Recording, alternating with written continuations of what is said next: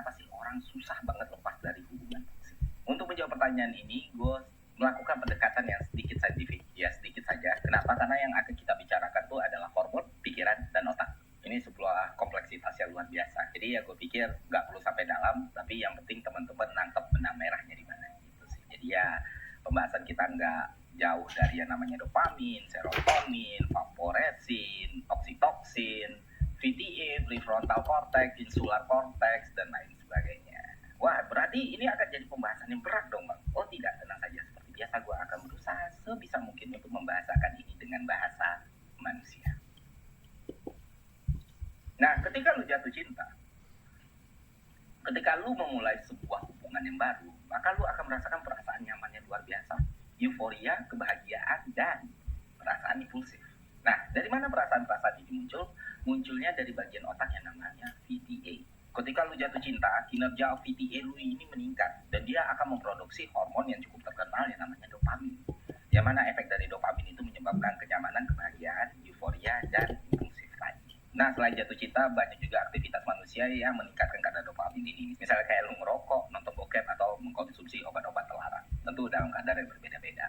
Makanya hampir semua orang ketika memulai suatu hubungan itu merasakan kebahagiaan yang luar biasa. Seakan semuanya akan baik-baik saja. Nah, seiring berjalan waktu, semakin lu dekat, semakin hubungan lu lebih intens, semakin hubungan lu lebih dalam, lu merasakan kenyamanan yang lain, lu merasakan keterikatan yang lain, lu merasakan ketergantungan yang lain.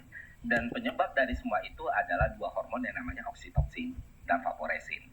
Kedua hormon ini mengirimkan rasa percaya, dukungan sosial, dan kasih sayang. Produksi oksitoksin ini akhirnya menjadi penghambat perkembangan hormon stres. Oksitoksin juga berkembang dengan ikatan pertemanan yang erat dan keluarga. Itulah kenapa kalau lu lagi bermasalah dalam hidup lu, dalam pekerjaan lu, dalam hubungan sosial lu, masalah itu akan terasa jauh lebih ringan, lu akan jauh lebih rileks ketika lu menghabiskan waktu dengan orang-orang yang lu sayangi, termasuk pasangan lu.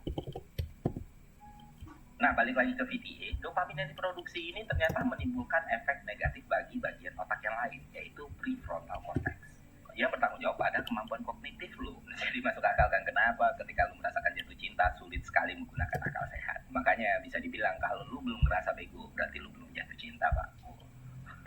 Nah, selain berpengaruh pada prefrontal cortex ini, dopamin juga berperan dalam penipisan hormon yang lain, namanya hormon serotonin. Nah, serotonin yang menipis ini akan berdampak pada mood yang nggak stabil, kecemasan, gangguan makan, dan bahkan perasaan obsesif. Dan ketika manusia sudah merasakan obsesif, itu kita benar-benar jadi buta, Pak. Sampai kita membenarkan hal yang salah dan menghiraukan hal-hal yang sebenarnya sudah jadi red flag dalam hubungan kita. Lalu ketika lu patah hati, ketika lu sakit hati, ketika lu dikecewakan, ketika lu ditinggal, maka semua rasa sakit itu akan mengaktifkan bagian otak yang namanya insular cortex, karena bagian otak inilah yang memproses rasa sakit itu. Dan ketika dia aktif, perasaan itu sangat tidak nyaman, Bapak Ibu semua. Lu akan merasakan kewalahan, lu akan merasakan kegalauan, lu akan merasakan kegusaran. Ketika semua bentuk ketidaknyamanan ini lu rasakan, lu akhirnya mengenang lagi memori-memori yang meningkatkan dopamin lu dulu. Awal-awal pertemuan lu dengan mantan lu, awal-awal pertemuan lu dengan pasangan lu, bagaimana perlakuan dia kepada lu, dan lain sebagainya. Dan akhirnya ketika lu merasakan kerinduan tersebut, kinerja VTA itu kembali meningkat dan dia menuntut dopamin lagi dan lagi. Dan itu menimbulkan ketidaknyamanan yang sangat luar biasa di tubuh lu. Nah, disinilah titik krusialnya. Saat aktivitas VTA lu meningkat lagi, rasa rindu muncul lagi. Walau sudah disakitin sekalipun, lu akan sangat menikmati sedikit saja perlakuan baik dan perhatian dari orang yang udah memberikan rasa sakit itu kepada diri lu. Akhirnya lu mulai membuat alasan-alasan yang gak masuk akal.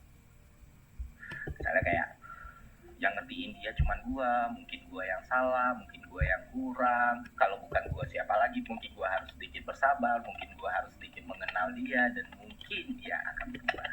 Sampai lu di titik mengabaikan kata orang yang bilang kalau you can fix someone, and you keep trying, dan semuanya terasa semakin menyakitkan. Pada akhirnya lu terjebak dalam siklus yang berulang. Itulah kenapa lepas dari hubungan toksik itu sangat-sangat susah. Kayak lu mencoba lepas dari ketergantungan rokok dan narkotika. Makanya ketika ada orang yang berada dalam hubungan toksik, lu nggak bisa ngejat segampang itu. Ya kalau lu peduli ya lu bisa coba bantu. Lu bantu dia cari distraksi, lu bantu dia nyari kenyamanan, lu bantu dia mencari ketenangan. Karena memang nggak gampang. Ada prosesnya dan semuanya itu tidak akan pernah bisa berhasil